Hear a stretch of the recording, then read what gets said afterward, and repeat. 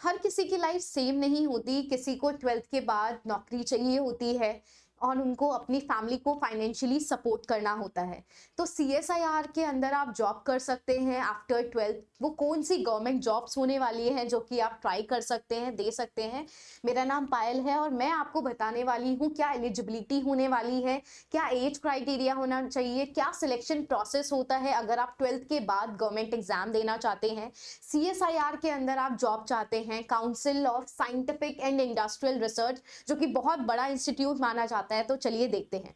तो यहाँ पे आपको जो पोजीशन मिलती है वो ग्रुप सी और ग्रुप डी की पोस्ट आपको मिलने वाली है। तो ग्रुप ए भी होता है, ग्रुप बी भी होता है, group C and group D होता है। तो यहाँ पर जो भी 12th पास कर जाते हैं उनको ग्रुप सी और ग्रुप डी की पोस्ट दी जाती है। और ग्रुप सी और डी के पोस्ट के अंदर आप इसके CSIR के अंदर कौन कौन सी जॉब्स कर सकते हैं।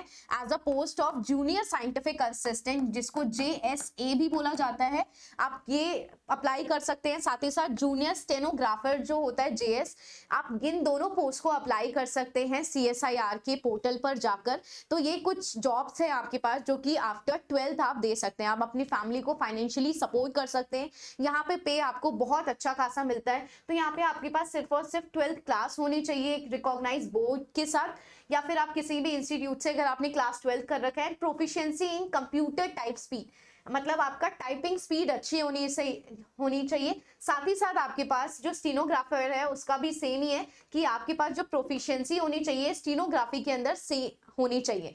तो आपके पास आप देख पा रहे हैं JSA के अंदर पोस्ट है, साथ ही साथ जूनियर स्टेनोग्राफर के अंदर पोस्ट है। तो आप ये दोनों पोस्ट आफ्टर 12th फिल कर सकते हैं। पे स्केल की बात कर ली जाए तो यहाँ पे आपको पे स्केल कितना JSA के अंदर 19,900 से लेके 93,200 पर मंथ आपको मिलने वाले हैं। और जूनियर स्टेनोग्राफर के अंदर 5,000 से लेके 81,000 पर मंथ मिलने वाला है। और यहाँ पर आपकी जो एज लिमिट है वो होने वाली है 28 ईयर्स। तो आपके पास मैक्सिमम एज लिमिट 28 ईयर्स है। और जिन्होंने 12th कर लिया है, अगर आप किसी कैटेगरी से बिलोंग करते हैं तो उनको भी एज रिलैक्सेशन मिलेगा एज पर गवर्नमेंट नॉर्म। ठीक है, जैसे 5 साल SC ST के लिए दी जाती है, 3 साल OBC के लिए दिया जाता है। तो अगर आप किसी कैटेगरी से बिलोंग करते हैं तो आपका एज रिलैक्सेशन यहाँ पर अप्लाई भी कर दिया जाएगा। चलिए एक ओवरव्यू ले लेते हैं कि क्या जॉब्स हैं। तो हम देख पा रहे हैं 10+2 यानी कि आपके पास 12th या फिर उसका इक्विवेलेंट ही होना चाहिए। साथ ही साथ आपकी टाइपिंग स्पीड अच्छी होनी चाहिए। अगर आपका JSA की बात करें तो टाइपिंग स्पीड अच्छी होनी चाहिए। स्टेनोग्राफर के बारे में बात कर रहे हैं तो आपकी जो स्टेनोग्राफी की जो स्पीड है उसके अंदर प्रोफिशिएंसी होनी चाहिए। साथ ही साथ जैसे मैंने आपको बताया 28 ईयर है। साथ साथ जितने भी रिजर्व कैटेगरीज हैं, जहाँ पे भी आपके पास रिजर्व कैटेगरीज हैं जैसे SC है, ST है, OBC है, वहां पर आपको एज रिलैक्सेशन भी मिलने वाला है। इंडियन नेशनैलिटी आपकी होनी चाहिए। यहाँ पे कोई भी आपके पास एक्सपीरियंस पहले से रिक्वायर नहीं है। तो अगर आप भी अपनी फैमिली को सपोर्ट करना चाहते हैं तो आप आफ्टर 12th ये फॉर्म भर सकते हैं। साथ ही साथ अगर देखा जाए सिलेक्शन प्रोसेस, सबसे बड़ा इंपॉर्टेंट बात होता है सिलेक्शन प्रोसेस का। तो सिलेक्शन प्रोसेस क्या होने वाला है, सबसे पहले आपका रिटन टेस्ट होने वाला है। इस रिटन टेस्ट के अंदर आपका नॉलेज और स्किल टेस्ट किया जाएगा। इसके अंदर आपके पास जनरल अवेयरनेस, जनरल एप्टीट्यूड, आपका क्वांटिटेटिव एप्टीट्यूड, इंग्लिश, हिंदी सब कुछ पूछा जाता है यहाँ पर। और फिर आपका इसके बाद होता है टाइपिंग टेस्ट। सबसे पहले रिटन टेस्ट होता है, फिर आपका टाइपिंग टेस्ट होता है। और टाइपिंग टेस्ट होने के बाद डॉक्यूमेंट वेरिफिकेशन किया जाता है। उसके बाद फाइनल मेरिट लिस्ट तैयार कर दी जाती है और उस मेरिट लिस्ट के बेसिस पे आपको डिफरेंट पोस्ट दिए जाते हैं, जैसे कि मैंने आपको बताया JSA एंड जूनियर स्टेनोग्राफर।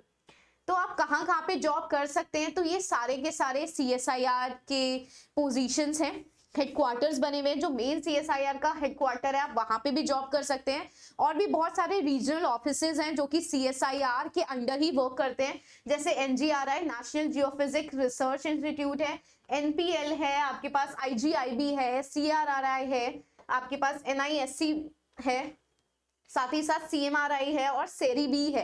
तो ये सारे आपके पास डिफरेंट है। और भी बहुत सारे CSIR के अंदर वर्क करते हैं, जैसे CDRI हमारे पास है, सेंट्रल ड्रग रिसर्च इंस्टीट्यूट। तो ये मैंने आपके पास कुछ मेंशन कर रखे हैं। तो आप जाके फॉर्म फिल करिए, आप भी अपनी फैमिली को सपोर्ट करिए। सबकी फाइनेंशियली कंडीशन सेम नहीं होती है। किसी को 12th के बाद आपको जॉब करनी पड़ जाती है, किसी के पास समय होता है वो पढ़ाई कर पाते हैं और किसी के पास नहीं। तो अगर आपके पास समय नहीं है पढ़ाई पढ़ाई के लिए, तो आप सिंपली ये 12th के लिए, आफ्टर 12th के बाद ये फॉर्म भर सकते हैं, गवर्नमेंट एग्जाम की तैयारी कर सकते हैं और एक बड़े इंस्टीट्यूट यानी कि CSIR के अंदर जॉब अपनी हासिल कर सकते हैं। So thank you so much. अगर आपको ऐसी वीडियो और चाहिए तो आप लाइक करिए, शेयर कीजिए और साथ साथ सब्सक्राइब भी कीजिए।